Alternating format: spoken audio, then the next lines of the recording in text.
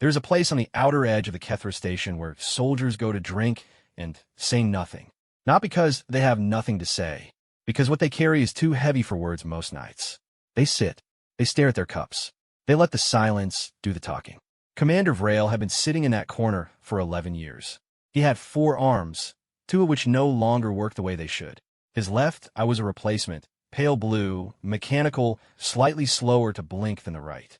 His hide, once the deep green of a Sarati warrior caste, had gone gray along his shoulders and chest. Not from age. Sarati don't gray from age. They gray from what they've seen. He never talked about the wars. Everyone on Kethra knew not to ask. New recruits were told on their first day, you see the gray one in the corner, you nod, you move on. You do not sit at his table. You do not buy him a drink. You do not ask what happened to his arms. Then the humans arrived, and one of them, young, tired, still wearing dried blood on her jacket that wasn't hers, walked straight across the bar, pulled out a chair, sat down across from Vrail without asking, and said, "You look like someone who's seen real war." "Me too. Buy you a drink." Vrail looked at her for a long time. Then he waved the bartender over. What he told her over the next 4 hours was not a story about glory. It was not a story about honor or strategy or the noble sacrifice of soldiers who died well. It was something much worse than that. It was the truth. Commander Vrail of the Sarati 3rd Legion had survived 14 wars across 9 star systems. He had seen the Dravaki swarm consume an entire moon in 40 hours. He had watched the Polhari gas fleets burn the atmosphere off a colony world until the sky itself turned to fire and fell. He had held the line at Outer Makith when 40% of his unit was dead before the second rotation ended, and he had kept holding it because Sarati soldiers do not retreat, because retreat is not a concept that exists in their language, only in the scars that come after. He thought he had seen everything war could show a creature. He was wrong, but he did not know that yet when the human girl sat down. Her name was Sergeant Yara Osei, 26 years old. She had the kind of face that looked older than it should, not from years, but from compression, like too much had been packed into too short time, and the weight of it had settled into the bones around her eyes.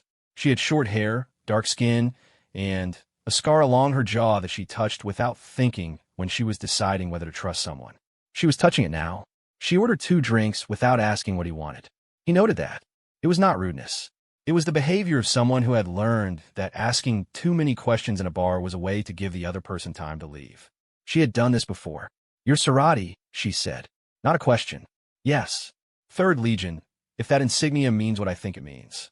He looked at her steadily. Most species couldn't read Sarati military insignia. "It does. Makith." She said the name of the battle the way people say the names of the dead. Flat. Careful.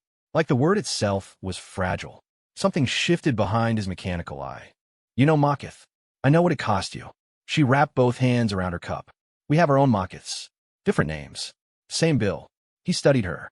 The dried blood on her jacket was old enough to have gone brown, which meant she had come here straight from whatever it was, had not stopped to clean herself, had not gone medical, had not gone to debrief. She had come here. She had sat across from the most decorated and most avoided soldier on Kethra Station, and she had ordered 2 drinks and said his battle's name like she had earned the right to say it. "What do you want?" he asked. "Someone who actually understands what I'm going to say." He picked up his drink. "Then talk." She did not start with the war she had just come from. She started earlier. She started, he would realize later, at the beginning, not chronologically but emotionally. She started at the moment she first understood that she was a soldier, not because she wore the uniform, but because of what she was willing to do while wearing it. She told him about Earth's wars, not the ones with alien forces, the ones before, the ones humans had fought against each other. He had read the historical files, of course. Every species that applied for Galactic Coalition membership had their history reviewed and cataloged. He had read humanity's file. He had read about their centuries of internal warfare, their world wars, their regional conflicts, their civil wars, their centuries of organized, systematic violence against their own kind. He had read it with the detached clinical interest of a strategist studying a pre-contact species. Reading it had not prepared him for hearing it from a human mouth in a human voice. Yara talked, and Vrail listened, and the bar around them went on doing what bars do. Glasses clinking, voices rising and falling, someone laughing too loudly near the door, and Vrail sat very still. She told him about a thing called trench warfare. She did not just name it. She described it. The trenches dug into the earth, the mud that swallowed men whole, the disease that killed faster than the enemy bullets, the no man's land between the two sides that was so saturated with explosive shells that the ground itself had been rearranged, that what had once been fields and villages was now a churned brown nothing, and soldiers on both sides would charge across that nothing and die in the open with nowhere to go and no cover and no hope, because an officer somewhere had decided this was the day to advance. She told him about the waiting, how soldiers in those trenches would sit for days, weeks, months, living underground in the wet and the dark and the cold, listening to the shells, listening to the men who got hit, listening to each other breathe. The enemy was 40 meters away, sometimes less. Sometimes you could hear them talking. Sometimes, she said, on certain holidays, they would stop shooting and climb out of the trenches and stand in no man's land and trade cigarettes and photographs and then go back into their holes and start shooting again the next day. Vrail said nothing. He did not say anything because he was doing the math, the way a commander always does the math, and the math was not working. In Sarati military doctrine, you do not stop fighting an enemy unless one side has surrendered or been destroyed.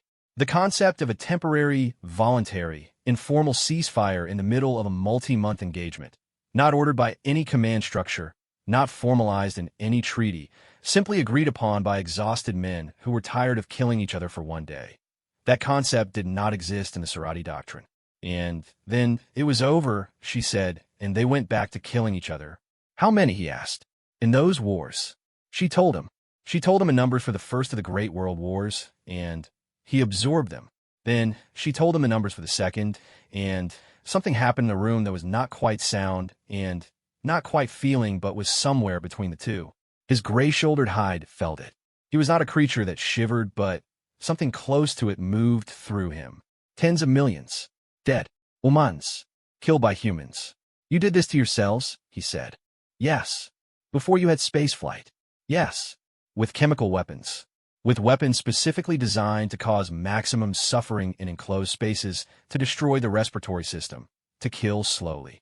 Yes. Her voice was level.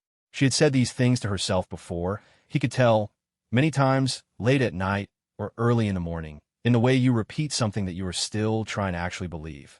We invented a gas that would blister your lungs from the inside. We deployed it from canisters when the wind was right. We watched it roll across the field toward the other trench. She paused. The other trench full of people who were also human. Vrail set down his drink. He folded two of his hands together on the table, the functioning ones. The other two rested where they always rested, in his lap, out of sight. Why are you telling me this? Because, she said, every other species I've met treats our history like a file to be reviewed. Something clinical. They read about it, and they understand it intellectually, and they say the numbers, and they nod. But they don't, she stopped. She touched the scar on her jaw. They don't understand what it means that we did that to ourselves, and then kept going.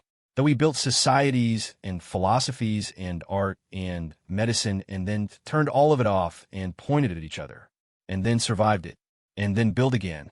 He looked at her. You think I'll understand? I think you might be the first one who could. And so he listened. She kept talking, and he kept listening, and the bar filled and then slowly emptied, and at some point the bartender replaced their empty cups with full ones without being asked, the way bartenders do when they can see that what's happening at a table is something that should not be interrupted. She told him about a second war, the one after the trenches. She told him about the machinery of it, the scale of it, the way entire industrial economies have been converted to the singular purpose of building machines designed to kill. She told him about the aircraft.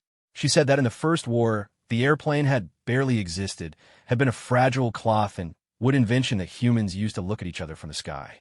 And then in 20 years, they had turned it into a machine that could fly at 500 miles per hour and carry bombs heavy enough to level a city block, and that fleets of these machines, hundreds of them, thousands of them, would fly over cities in the dark of night and drop those bombs on sleeping people, not on soldiers, on people asleep in their houses, and that this was a deliberate strategy, that killing the people who built the weapons was considered strategically equivalent to killing the soldiers who carried them. Civilian infrastructure targeting, Vrail said.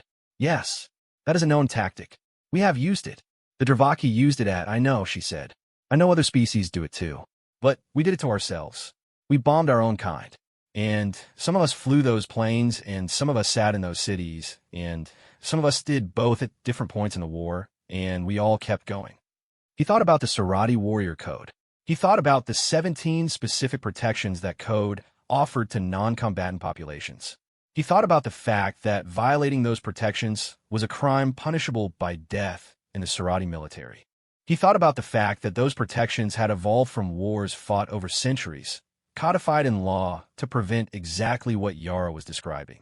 And then he thought, humans did not have centuries to learn. They learned in the middle of the fire.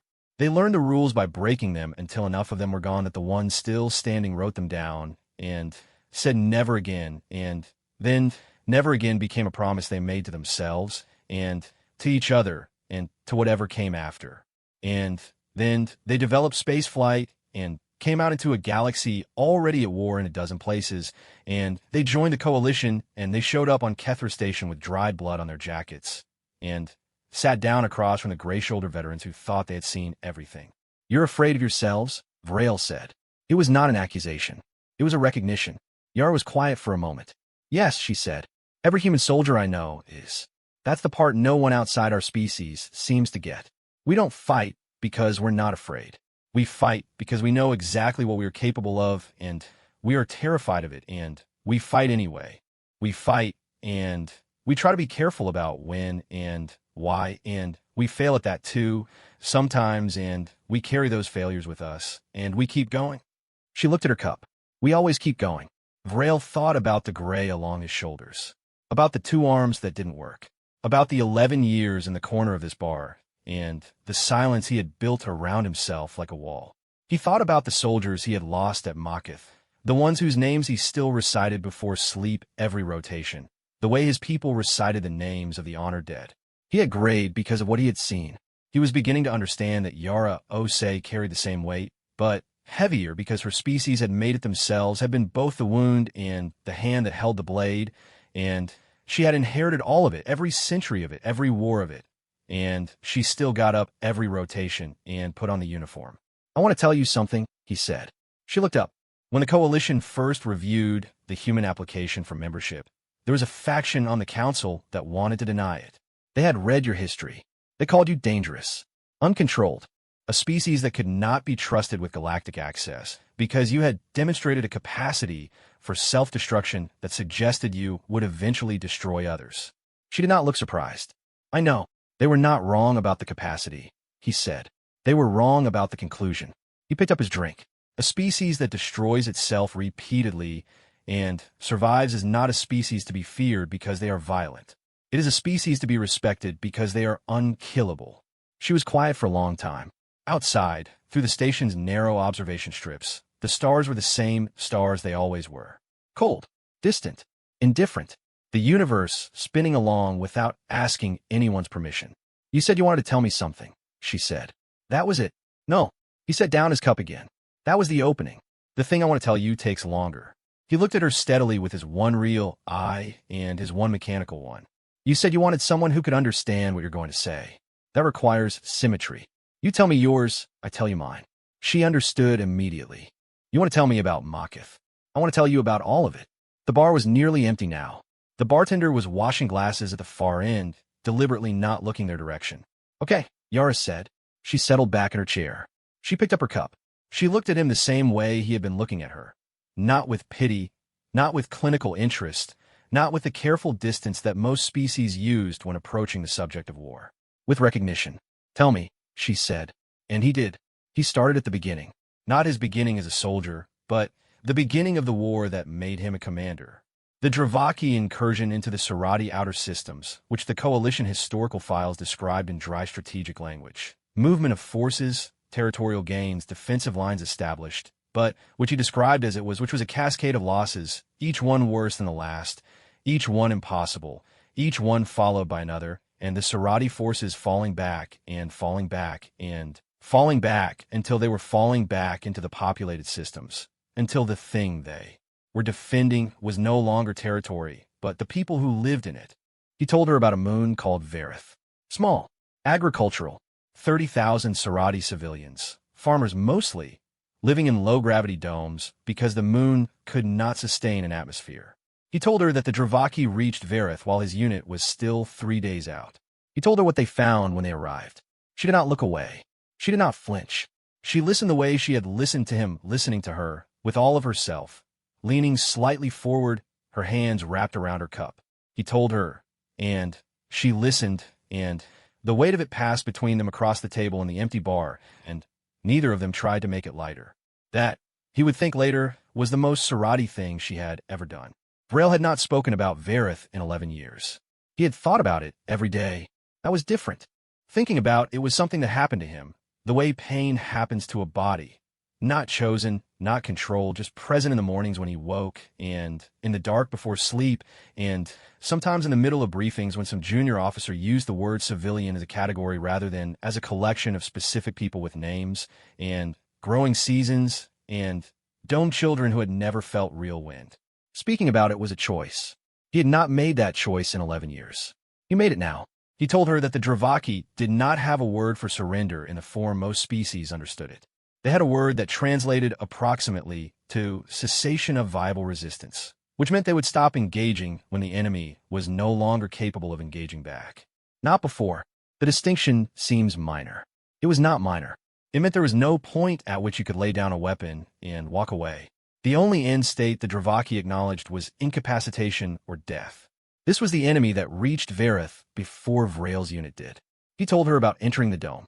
The agricultural dome on the northern hemisphere, the largest one with a primary grain storage, was located, and where it turned out the civilians had gathered because they believed, correctly, he would say, correctly, they were not wrong, that being together was better than being alone. He told her about the smell. Yara did not ask him to describe the smell, and he did not describe it in detail, but he named it the way you name a thing to acknowledge it existed, because pretending it did not exist was a kind of dishonor to the people who had been there. He told her what the Dravaki swarm did. Their biology, first, because understanding the biology was necessary to understanding what happened. The Dravaki were not individual organisms in the way most species were individual. They were a distributed organism. Each unit was a part of a larger network body that shared sensory information and decision-making in real time. There was no individual Dravaki soldier. There was only the swarm, flowing and choosing and consuming. And consuming was the correct word. Yara listened. Her face was doing something careful and controlled. He could see, because he was very old and had watched many faces across many tables and many years of trying to understand the other species he had fought alongside and against, that she was maintaining the controlled expression deliberately. Not to be cold, to be respectful, to give him the thing she had wanted from him. The courtesy of being heard without someone else's reaction becoming the center of the conversation. He appreciated it more than he could say in any language he spoke. He told her that when his unit reached the dome, they engaged the swarm for 17 hours. Not in a coordinated tactical battle, in a grinding, corridor-by-corridor, section-by-section reclamation operation in which every room had to be cleared, and every cleared room might be briefs again from adjacent section, and the swarm did not get tired, did not stop to assess casualties, did not have a command structure that could be decapitated. You could not kill the Dravaki by killing their leaders because there were no leaders. You could only kill them by reducing the total mass of the swarm below the threshold at which it could sustain coordinated activity. 17 hours. His unit went in at full strength. They came out with 41%. He had done the math on that number so many times it had become something other than a number. It had become a texture. The specific roughness of 41%. The specific weight of the remaining 59. 41% came out, Yara said quietly. Not question. The repetition of it was its own kind of acknowledgement. Yes. Did you hold the dome? Yes. She was quiet for a moment. That's the part that breaks you, isn't it, she said. Not just the loss. The win inside the loss. He looked at her. He had never heard it stated that way. He had not, in 11 years of carrying it, found that exact framing. She had given it to him in one sentence. Yes, he said. Exactly that. She nodded once and said nothing else and waited for him to continue because that was the protocol they had established without discussing it.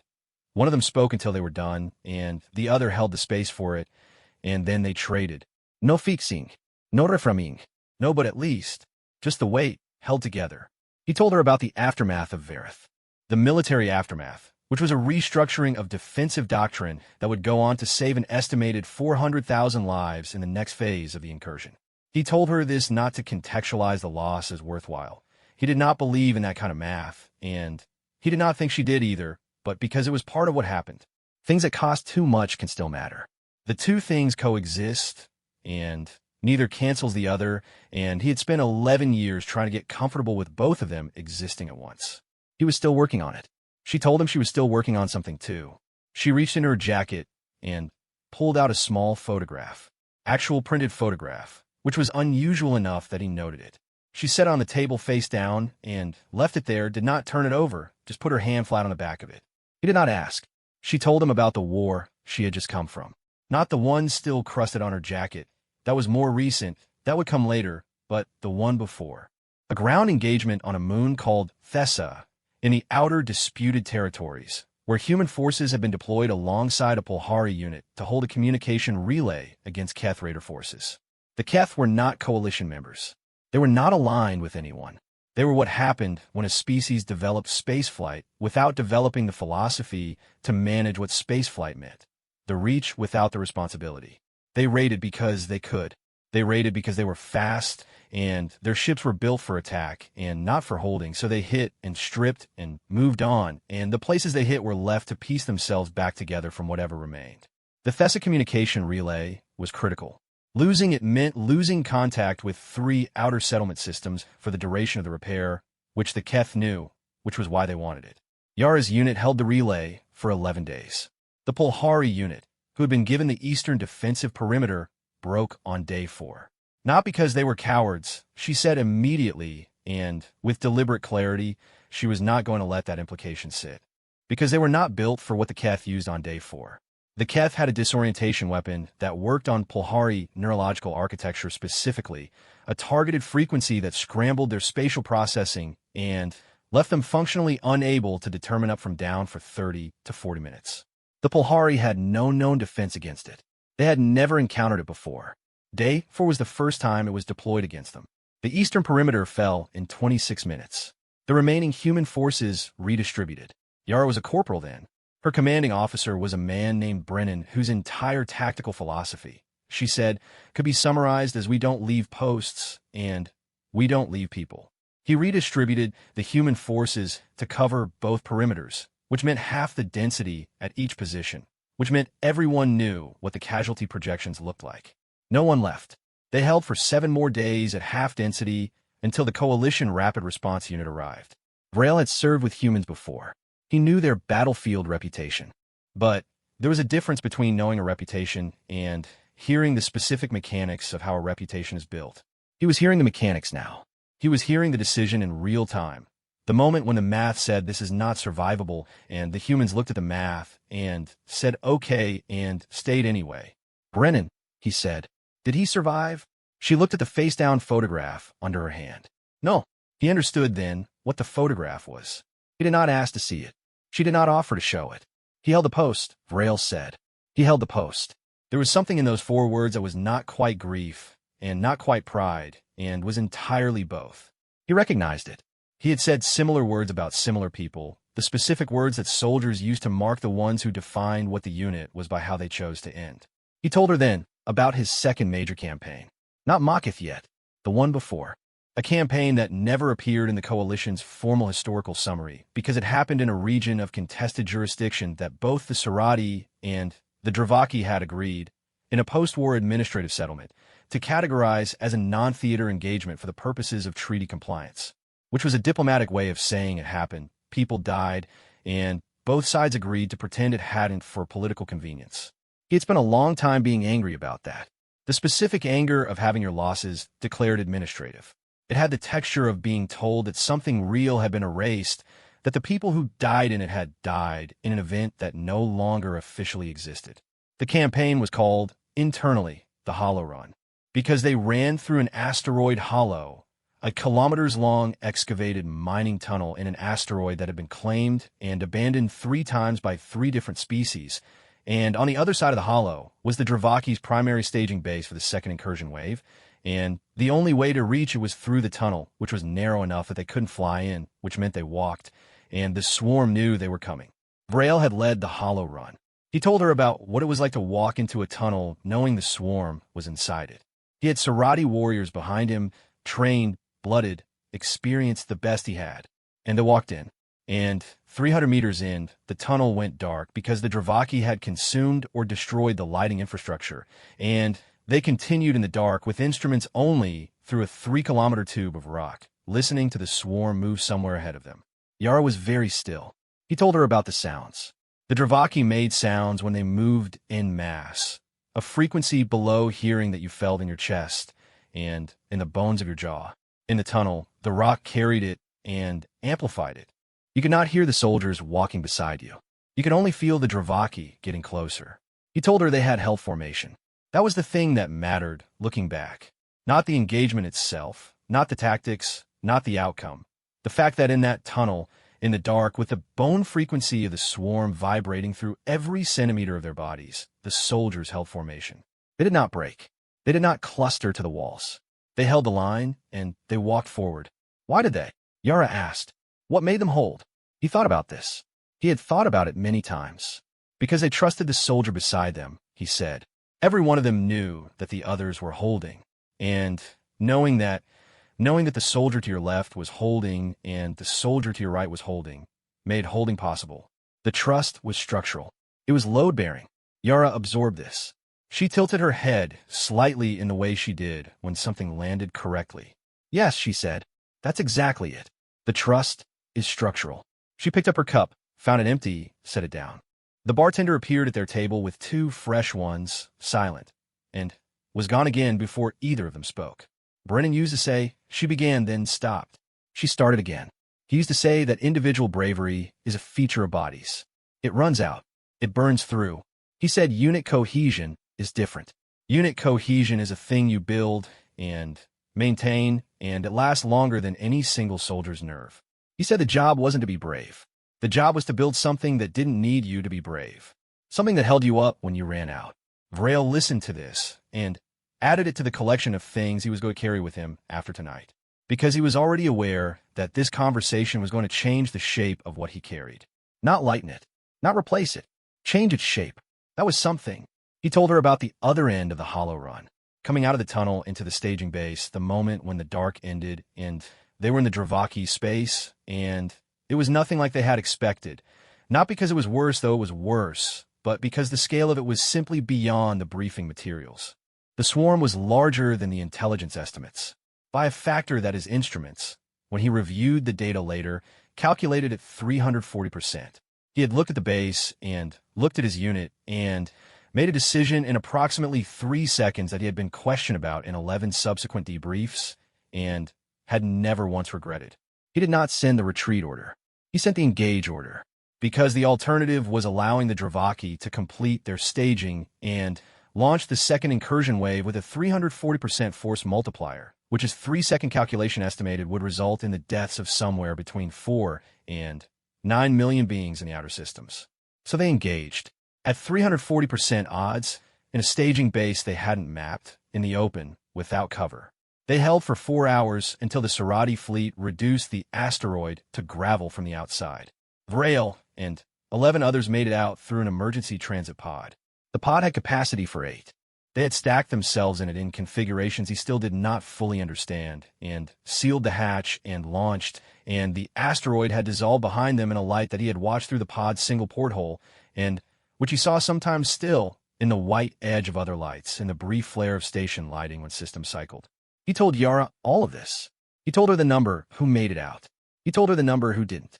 He told her about the administrative decision to classify it as a non-theater engagement and the specific flavor of the anger that followed. She listened. When he was done, she did not say, "I'm sorry." She did not say they were heroes. She did not perform the ritual phrases. She said, 11 years in the corner of this bar. Yes, not because you're done. She looked at him, because you didn't know who to tell it to. He said nothing, which was the same as yes.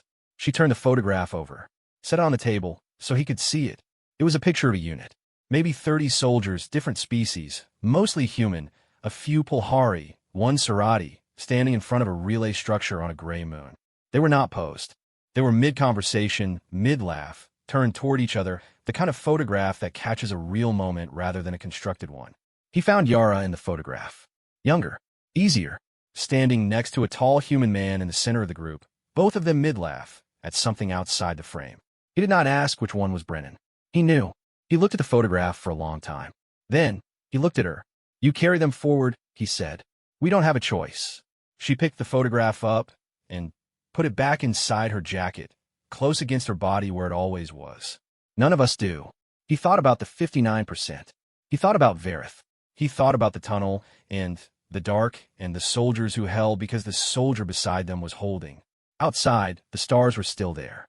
They always were. Cold and far and entirely unaware of what happened in the bars at the edges of the stations where the old soldiers sat and said nothing, or finally said everything, to the one person who had earned the right to hear it. "Tell me more," she said. He did. At some point, the lights in the bar dimmed to the station's night cycle setting, which meant it was past the third rotation marker and most of Kethra's non-military population was asleep. The bartender had stopped pretending not to listen.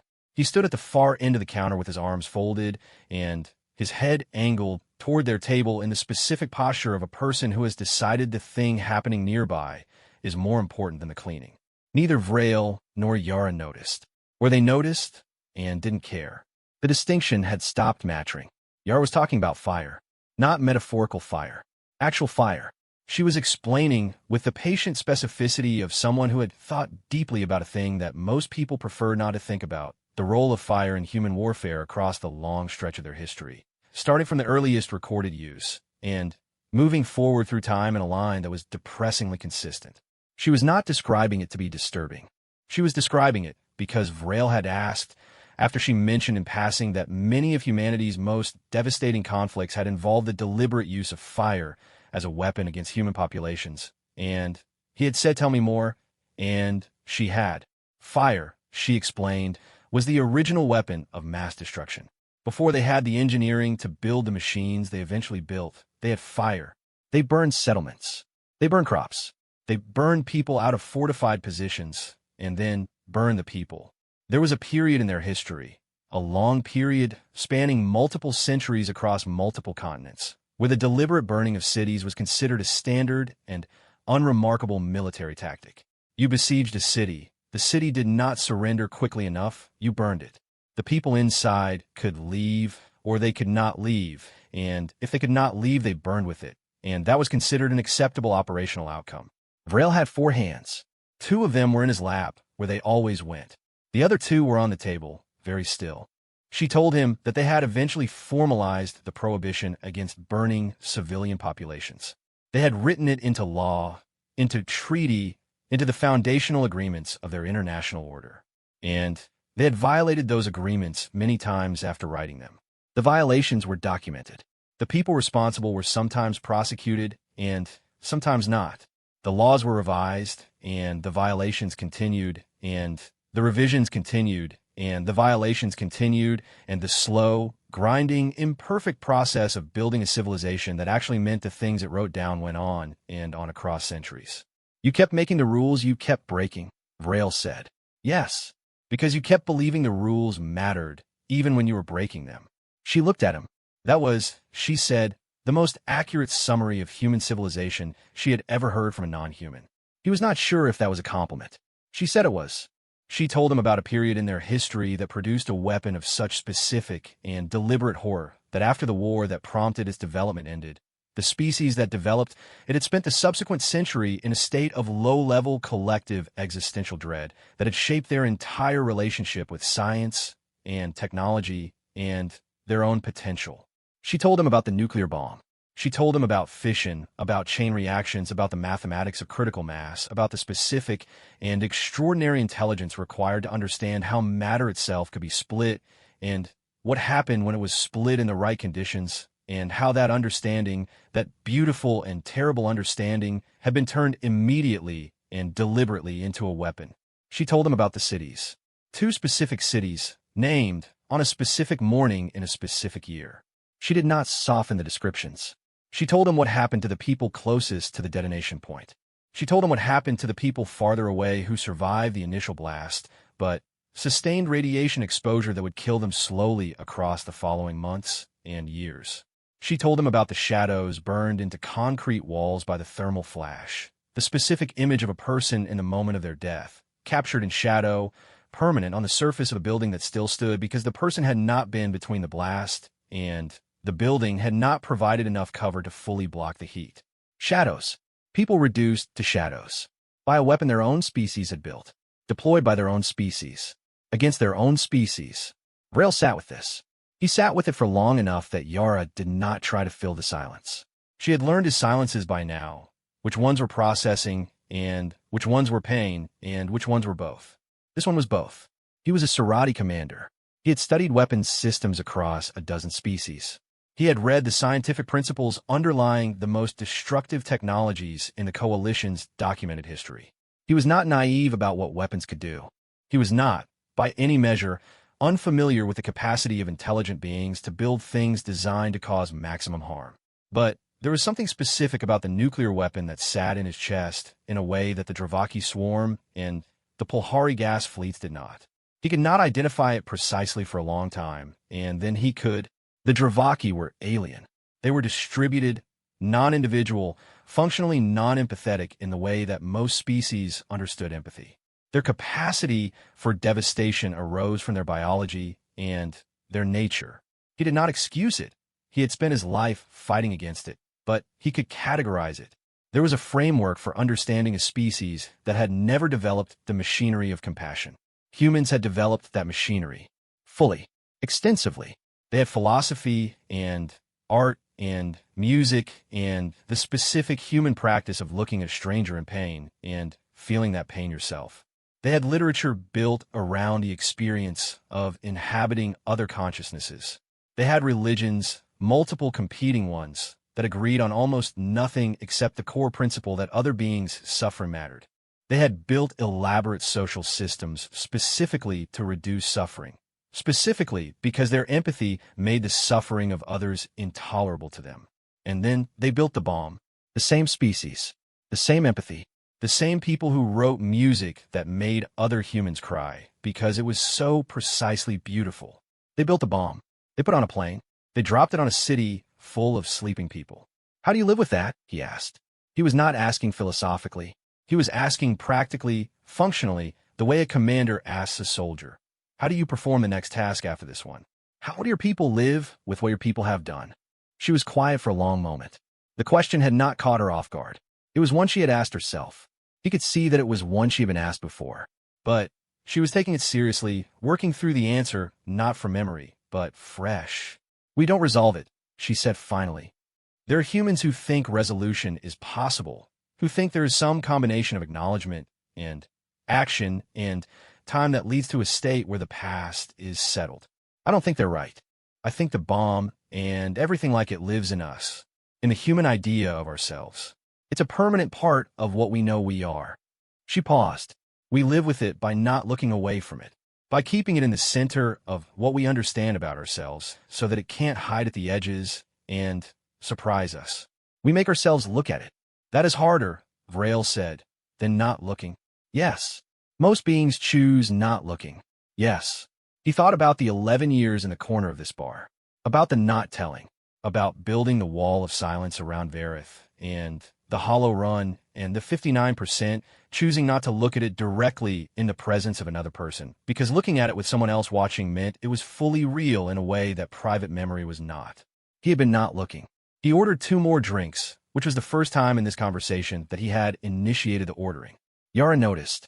Something in her posture relaxed slightly, and he understood that she had been, in some part of herself, still uncertain whether he would stay, whether the weight of the conversation would eventually hit the point where even a Sarati commander would find a reason to leave. He was not leaving. She told him about a different kind of warfare, not a specific conflict, but a general category that humans had developed and refined across their modern period, what she called guerrilla warfare, and then more broadly asymmetric warfare, and then the specific adaptation of both that humans had brought into the galactic arena that was currently making coalition military strategists' lives significantly more complicated. The core concept, she explained, was this: when you cannot match an enemy in direct force, you stop fighting them directly. You fight them sideways. You fight them in the gaps of their own systems. You use their size against them, because large things are slow to turn, and small things can move in the spaces that large things can't enter.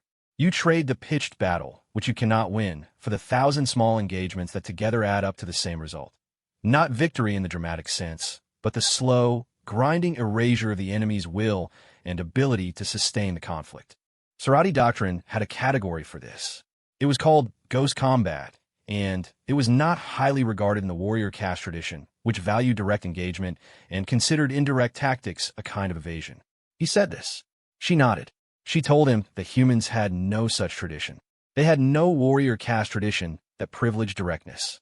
They had fought every kind of war there was to fight, direct and indirect, formal and informal, and they had developed no philosophical preference among them.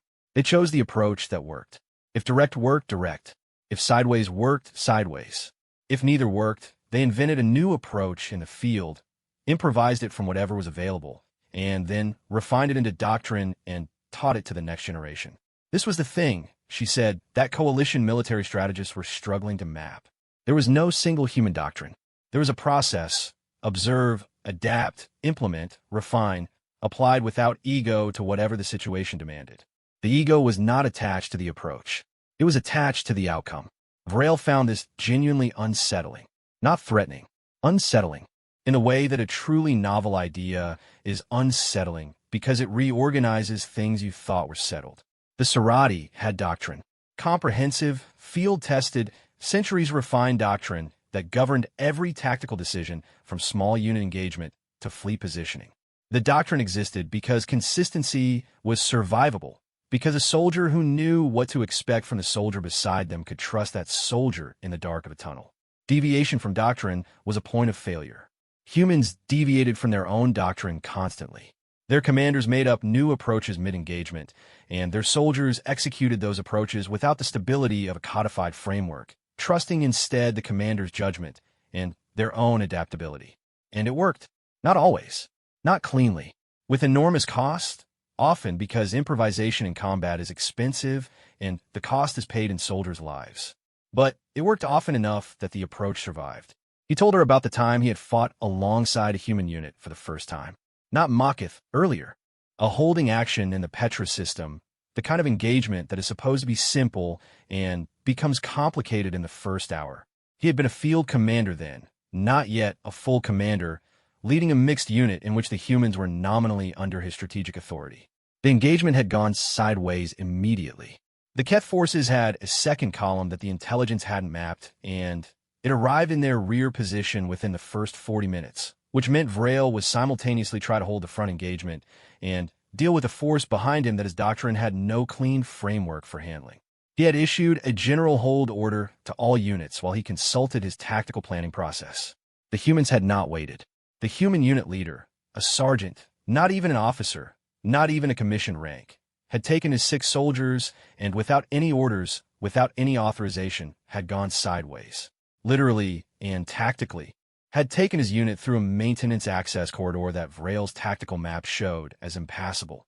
It was not impassable. It was narrow, which to a Sarati unit with Sarati body plans was impassable, but to humans was merely uncomfortable, had come out behind a rear column, and had spent the next 40 minutes harassing the Keth second column so aggressively, and from so many improvised positions that the column's commander had assessed the threat as a full flanking unit rather than 6 soldiers, and had redirected significant resources to counter it. 6 soldiers, holding a force assessed as a full flanking unit. That redirection had bought Vrel the time to stabilize the front engagement and execute a proper counter against the rear column with his Sarati forces. When it was over, he had asked the human sergeant what his doctrinal basis was for the maneuver. The sergeant had looked at him. Then the sergeant had said, I needed to slow them down, and I had 6 people and a narrow corridor. That's the doctrine. He told Yara this story, and she laughed. Not a polite laugh. A real one from somewhere in her chest. It surprised him. Not that she laughed, but how quickly the laugh came and how unguarded it was, given everything they had been talking about, given the weight they had been carrying together across this table for the past several hours. The laugh came out of the same place as everything else. She was not compartmentalizing. She was carrying it all in the same space, and the laugh and the grief and the anger and the recognition were all in there together. He thought that might be the most human thing he had ever witnessed. She composed herself. She asked him about Makith. He had mentioned it at the beginning, and she had not pushed. She was pushing now, gently, in the way she pushed at things she knew mattered. He had known it was coming. He had known that was where this night was heading from the moment she said the name. He told her about Makith. Makith was not the worst thing that had happened to him. It was not the highest casualty engagement. It was not the most tactically complicated. It was not the engagement from which he had carried the most physical damage. That was the hollow run, which had given him the 2 dead arms and the replacement eye. Makith was the one that had put him in the corner for 11 years because of a specific thing that happened in the 9th hour of the engagement that was not a loss and was not a victory and was not any category of thing that Sarati military doctrine had prepared him for. In the 9th hour of the Battle of Makith, a human unit arrived. They had not been ordered to Makith. They were a rapid response unit that had picked up the engagement signal, had assessed the situation from the intercepts, and had rerouted without authorization. Their commanding officer had made the same 3-second calculation that Vrail had made above the Dravaki staging base. The math says this ends badly. Without more forces, I have forces, therefore here are the forces. They arrived at the worst possible moment. The Dravaki swarm had broken through the eastern line and was in the process of flanking Vrail's remaining units. The Sarati forces were moving to counter the flank, which meant they were momentarily caught in a lateral reposition with their concentration split. The human unit hit the Dravaki flank from the opposite direction. Not carefully, not precisely. They hit it like Vrail had never seen a force hit anything, with a directness and a velocity and a willingness to sustain damage in the pursuit of the objective that made his tactical analysis processor, which had been running combat evaluations for 40 years, simply stop for a moment and restart. They lost soldiers. Many of them. The approach was not clean. It was expensive in the way all improvised things are expensive. But the Dravaki flank was broken, and in the process of breaking it, the human unit commander, who had rerouted without authorization and arrived uninvited at a battle that was not hers to fight, died. She died in the gap between the Dravaki's broken flank and the eastern line, closing the breach, making sure it held. Vrail had her name in the list of honored dead that he recited before sleep. She was the only non-Sarati name on that list. He told Yara this. He told her the name. He told her that the name was on the list. He told her what it meant that it was there in Sarati practice, what the list was, and what it meant to add a name to it. Yara was not crying. She had not cried once in this whole conversation, and he did not expect her to now. But something in her face was doing something quiet and deep, and she reached inside her jacket and touched the photograph without taking it out. She sounds like Brennan, Yara said. Yes, he said. That is exactly what she was. They sat in that for a while. The bar was silent now. The bartender had gone somewhere in the back. The lights were low.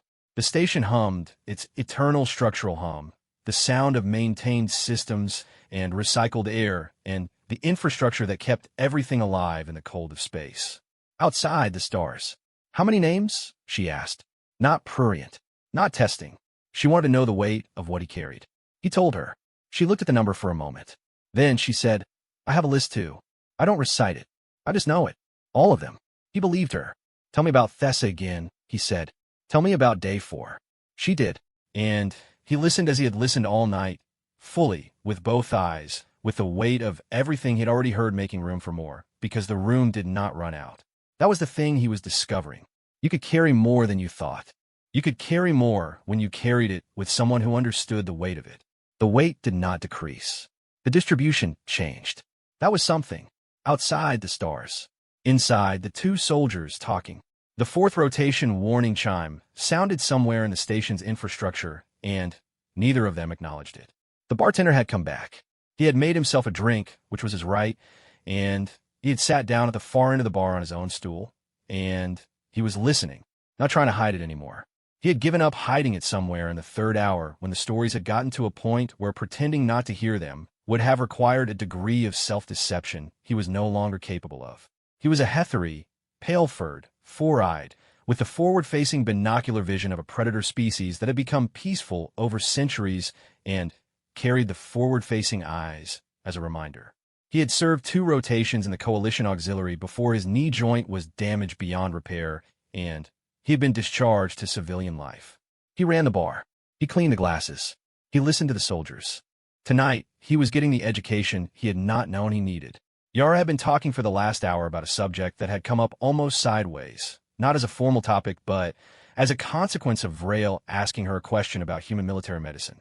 He had asked because she had mentioned in passing that after Thessa, the casualty recovery rate for her unit had been unusually high given the conditions, and he had noted it and filed it, and now he had asked about it. She told him about human military medicine, specifically about the relationship between human casualties and human medical response, the way it had evolved over centuries of self-inflicted war into something so refined and so obsessive that coalition military physicians had asked to sit in on human trauma response training sessions just to observe what they called methods that defy established tissue viability parameters. Humans, she said, refuse to let people die. That was the operational framework.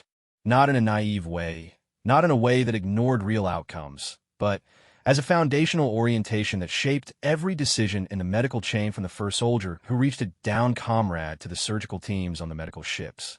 The acceptable answer was never let them go.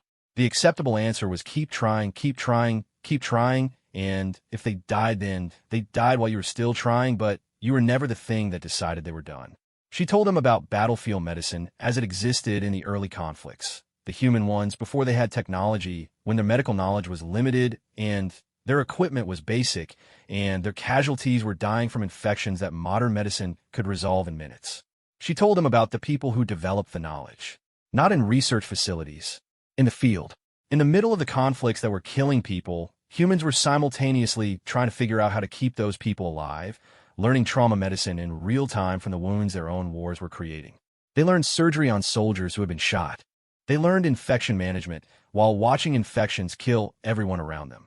They learned what the body could survive and what it could not by theory but by watching and trying and failing and trying again. This was the human medical tradition. Built in the fire, refined in the fire, still being refined. Vrail knew this was true because he had seen it. He had been in the field with human medics.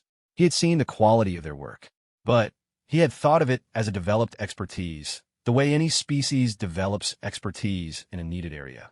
He had not understood until now that it was also a moral position, that the obsession with keeping people alive was not just pragmatic, it was a statement about value.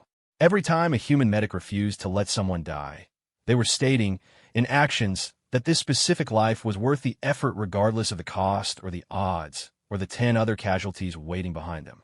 We waste a lot of resources keeping people alive who are going to die anyway, Yara said.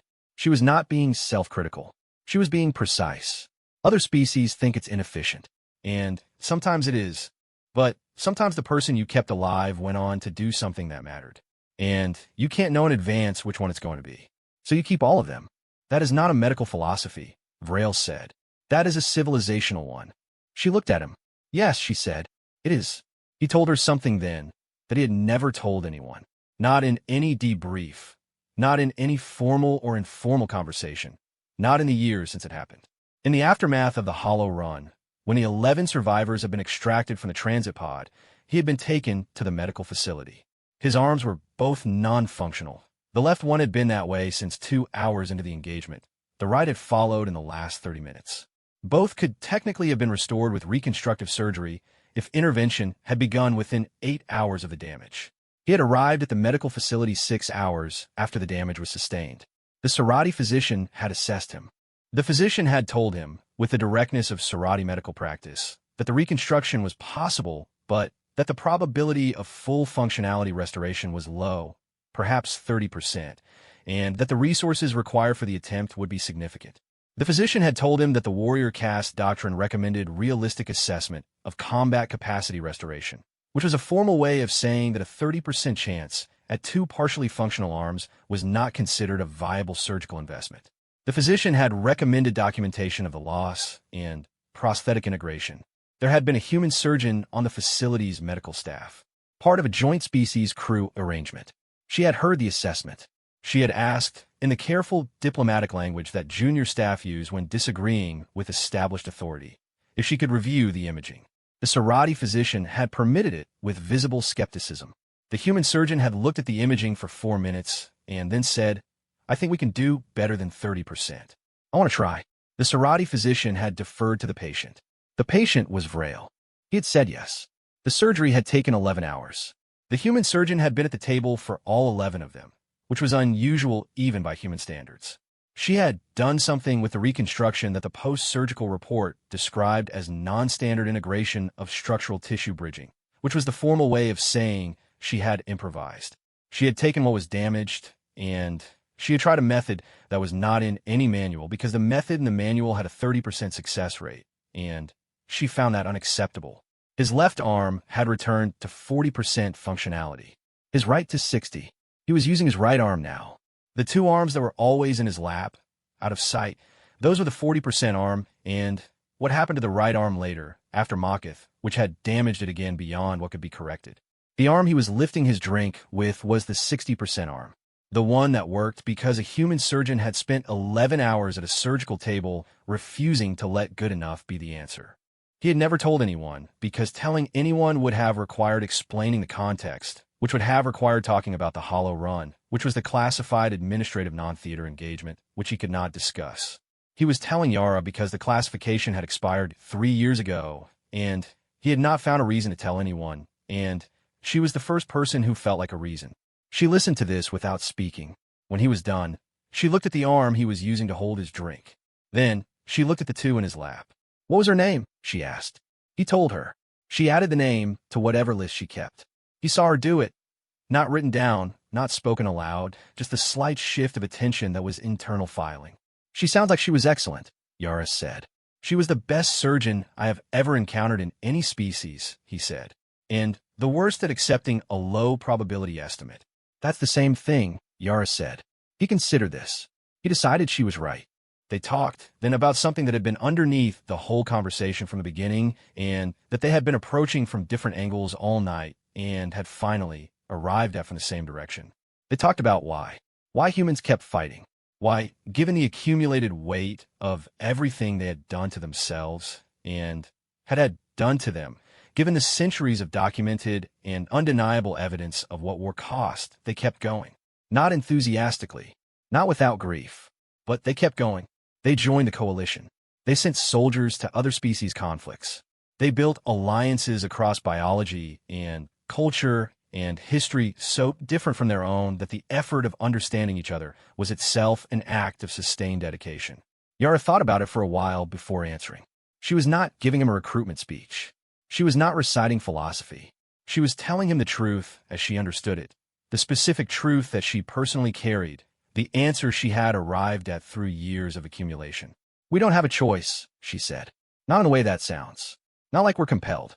More like we know what happens when we stop. We stopped before. We built walls around ourselves, human against human, group against group, and what grew in those walls was everything terrible we've ever done. The walls didn't keep the worst out. They kept it in, and it concentrated." She looked at her hands. "The only thing that's ever interrupted that pattern is when we had to look at someone who was different from us and recognize ourselves in them. When we couldn't use the wall because the wall would have cost something we weren't willing to pay." She looked up. "Every time we extend the circle of who counts, every time we include someone we didn't include before, we get harder to be that terrible toward. Not impossible, never impossible, but harder." He thought about the coalition, about the species in it, the argument, and the negotiation, and the genuine philosophical differences that made cooperation a continuous effort rather than a settled state. He thought about the Sarati warrior code, and the 17 protections, and how those protections had been written originally only for Sarati non-combatants, and then amended after the first multi-species conflicts to extend to allied species, and then to neutral species, and then, after considerable debate, to enemy non-combatants. The circle, expanding.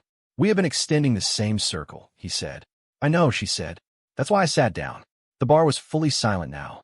The HFY bartender had not moved in over an hour. The station beyond the windows was in its deepest night cycle, the corridors outside quiet, the only sound a structural hum that never stopped and that you stopped hearing after a while unless you were specifically listening for it. Vrail looked at his drink. It was still half full. He had been rationing it without noticing, making it last, because as long as the drinks lasted, the conversation could continue, and he had not been ready for the conversation to end. He was still not ready. But there was a quality to the silence now that was different from the earlier silences. The earlier ones had been full. full of things being processed, things landing, weight being redistributed. This one was different. It was the silence at the end of something. I want to tell you about Makith, he said. The part one haven't told you. She set down her drink. She was completely still in the way she got when she was giving him everything. He told her about the 9th hour. He had described it before, the human unit arriving, the commander who died closing the breach. But he had not told her the other part. The other part was this. When the engagement finally ended, when the Dravaki force had been broken, and the line had held, and the human unit's commanding officer was dead in the breach she had sealed, Vrail had walked out onto the field. He had done this as a matter of practice. Walking the field after an engagement was part of the Sarati ritual of accounting, the act of seeing with your own eyes what had happened so that you could not reduce it to numbers in a report. He had walked to where she was, the human commander. She was not what he had expected, which was irrational because he had not formed an expectation, but humans looked a specific way to him, and he was always slightly recalibrating. She was young. That was the thing that landed. She was genuinely young, younger than Yara was now. A person who had been alive for a small number of years, and she had rerouted her unit to an engagement that wasn't hers and charged a Dravaki flank and sealed the breach. He had stood over her for a long time, long enough that his second in command had come to find him and had stood beside him without speaking because the second had been with him long enough to know when silence was the appropriate protocol. He had committed her face to memory the way Sarati warriors memorized the honored dead. Then, he had added her name to the list. Then he had gone back to his command position and finished the battle. But something had happened in the standing. Something he had not been able to name for 11 years. Not until tonight. Not until the conversation that had given him the language for it by giving him the context for it. Standing over her, he had felt something that Sarati tradition did not have a clean category for. They had grief for the honored dead. They had the recitation of names. They had the warrior's acknowledgement of another warrior's sacrifice. This was not that. This was something else. Something that had been sitting in the corner with him for 11 years. He described it to Yara. He described it as carefully as he could, because the description had to be precise or he would miss the thing entirely. He told her about the specific quality of the feeling, how it had not been grief exactly, and not exactly pride, and not anything he had a Sarati word for. Yara listened. When he was done, she was quiet for a moment. Then, she said, "That's what we call being humbled. When someone does something that makes you understand what it's possible to be, and you feel it as a gift, not as a debt." He let that sit. He put it next to the feeling. He matched them. They fit. "Yes," he said. "She humbled you. Yes. You've been trying to be worthy of it ever since." She said this not as a question and not as an accusation, as a recognition. He had not known that was what he had been doing. Until she named it, he had not known.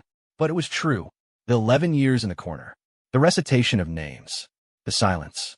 He had been carrying it all as a kind of accounting, a continuous assessment of whether he was measuring up to what he had seen in the breach at Makith, whether the things he was doing were equal to the things she had done. "I have not been," he said. "I have been sitting in a bar." "You've been healing," Yara said. "Those aren't the same thing as failing." He looked at her. "We do that too," she said. "We confuse healing with failing because healing is still and failure is still, and from inside both of them feel the same. But they're not." The station's night cycle shifted slightly, the lights adjusting in the way they did before the pre-dawn cycle began, warming a fraction of a degree toward the color of morning. It was the kind of thing you only noticed if you had been sitting in the same place for long enough that the environment had become transparent around you. They had been sitting here long enough. Vrail looked at his hands. The one that worked fully. The one that worked 60%. The two in his lap. He thought about the Sarati surgeon's 30% estimate and the human surgeon's 11 hours and the 60% that resulted from refusing to accept the estimate. He thought about the wall that Yara had described, the walls humans built, and what grew inside them, and how the only interruption to the pattern was the forced recognition of the self in the other. He thought about the Sarati warrior code and its expanding circles. He thought about the human sergeant in the Petra maintenance corridor with 6 people and an improvised doctrine. He thought about Brennan who held the post, and the commander who sealed the breach, and the surgeon who stayed at the table for 11 hours.